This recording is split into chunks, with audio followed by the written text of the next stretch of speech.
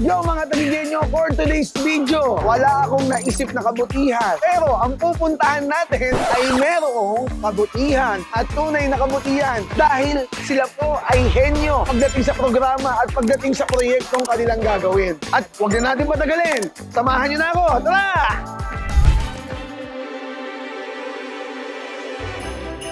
Ayan, ito pong pagdiriwang natin ngayon ay isang simpleng celebration lamang po para sa ating mga PWDA, person with different abilities, na kung saan nais po naming makiselebrate with them ngayong Pasko.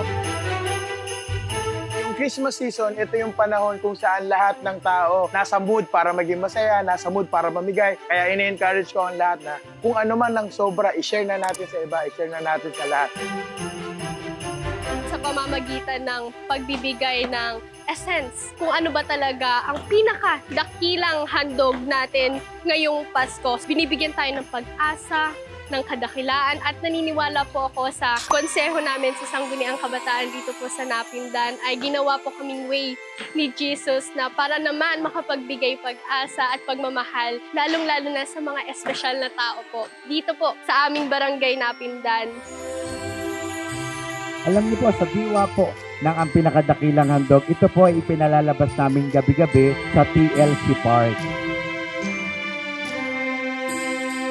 Etong programa na ito, nagbukas ito sa iba't ibang opportunity, hindi lamang po magpasaya, bagkus magbigay din ng pagpapalakas ng advokasya na dapat po tayo po bilang mga kabataan ng Taguig ay sa atin po nagsisimula ang pag-unawa at pagmamahal sa different sector ng kabataan dito sa ating Taguig.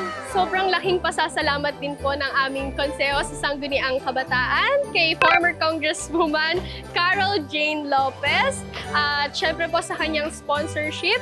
Tunay nga pong kapag stress o may hinaharap tayong difficulty sa buhay, tunay ngang may lunas.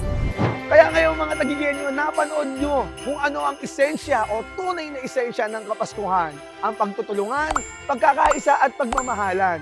Hindi importante kung gaano kalaki o gaano kadami. Ang importante ay yung aral at pag-ibig na ibinibigay natin sa bawat tao. At lalo na po, dito sa Tagigenyo. Ako ulit to, si Mr. Yes, ang inyong host. Samahan nyo ko. Dito lang sa Paskong Tagigenyo!